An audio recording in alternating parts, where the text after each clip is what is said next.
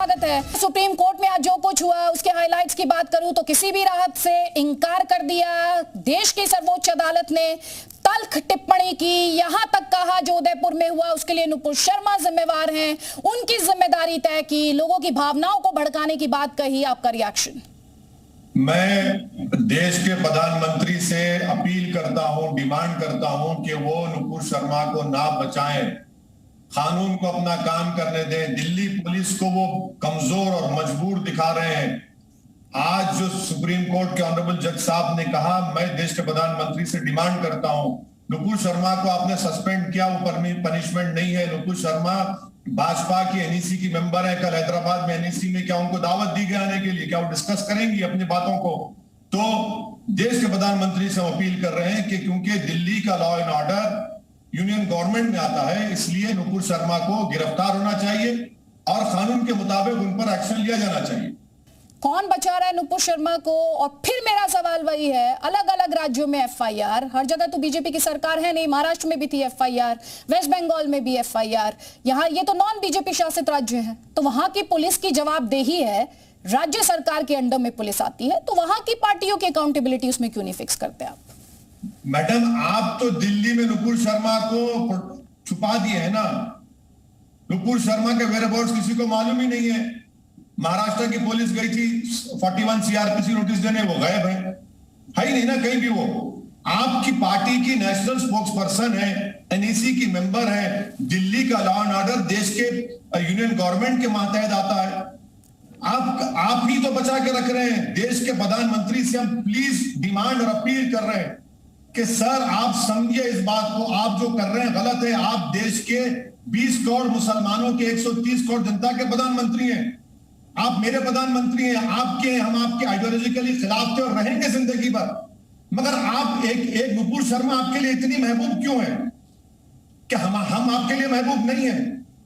अभी आपने कहा कि जो उदयपुर में हुआ उसकी आलोचना की जानी चाहिए, लेकिन फिर आपने जिस तरह से उसी सेंटेंस में आगे जाकर गुड़गांव का जिक्र कर दिया। सर, पहला सवाल तो मेरा उस सिलसिले में आपसे ये होगा, कंप्लेंट क्यों नहीं फाइल करते आप कह रहे हैं एक्शन नहीं हुआ, आपसे बेहतर आवाज कौन होगी? एक मिनट मैडम, ट्विटर पर इलेक्ट्रॉनिकली गुड़गांव, सुनिए मैं कंप्लीट कर रही थी, गुड़गांव पुलिस को कंप्लेंट जा चुकी है। जो एलिमेंट्स रेडिकलाइज हो रहे हैं और आप अपनी कम्युनिटी के लिए एक बुलंद आवाज है, आज आप आएंगे, आप कहेंगे कि रेडिकलाइजेशन नहीं होना चाहिए, रूल ऑफ लॉ जिसका जिक्र आप अभी नुपुर शर्मा के लिए कर रहे थे, आप कहेंगे कि इस देश में रूल ऑफ लॉ है, उस पर यकीन कीजिए और इसे छोड़िए ये रेडिकलाइजेशन का रास्ता। आप क्या कहेंगे? एक काम कर लेते हैं, देश के प्रधानमंत्री को हिंदुओं के रेडिकलाइजेशन के बारे में और ओवैसी को मुस्लिम रेडिकलाइजेशन के बारे में एक मीटिंग बुला लो, बोलिए, चलिए हम बैठ के बात करते हैं, कंडेम करते हैं उसको।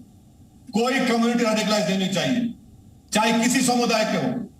रेडिकलाइज होंगे तो देश को खतरा है, किसी समुदाय के लोग होंगे, देश के रूल ऑफ लॉ को खतरा है, देश की सिक्योरिटी को खतरा है, चाहे किसी और रेडिकलाइजेशन सिर्फ मुसलमानों में नहीं हो रहा है। आप समझिए हमारी बात को।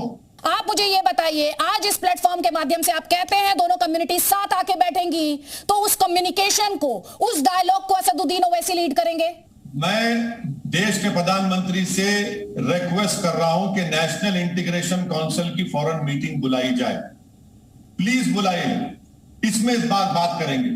मैं रेडिकलाइजेशन के खिलाफ हूं मैडम, मैं तो एक पॉलिटिकल वॉइस हूं। मैं इन रेडिकलाइजेशन को खत्म करने के लिए देश के कोने कोने में जाकर अपनी पार्टी को फैलाता हूं। इलेक्शन लड़ते हैं, लेकिन वहां जाकर तो आप मुसलमानों की बात करने लगते हैं ना सर। आप भारतीय नेता नहीं, आप मुसलमानों के नेता बनने की बात करने लगते हैं। देखिए, मुसलमान भी इस देश के नागरिक है नहीं है सर, हम सब भारतीय हैं ना। अरे भारतीय तो मुसलमानों की पॉलिटिकल वॉइस की जरूरत नहीं है।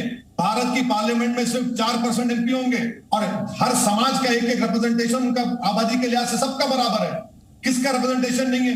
सर आप खुद करिए सर, आप जो दलील दे रहे हैं, ऐसे कैसे धर्म आधारित राजनीति खत्म होगी सर? आप मुझे पूरा यकीन है आप भी चाहते होंगे कि धर्म आधारित राजनीति खत्म हो, इंडियन एम्पावर हो। देश के लिए रेडिकलाइजेशन खतरा है और रेडिकलाइजेशन हर समाज में हो रहा है और सबसे ज्यादा वो लोग कर रहे हैं जिनको सरकार का प्रोटेक्शन है। थैंक यू असदुद्दीन ओवैसी जी, मुझे पूरी उम्मीद है आप जाएंगे युवाओं के बीच तो भारत की बात करेंगे, भारतीयों की बात करेंगे और ये जो रेडिकलाइजेशन का चैलेंज है आप उसे चुनौती पेश करेंगे। वो ही करते आ रहे हैं, आप नहीं समझ रहे तो मैं क्या करूं? Thank you madam. Thank you.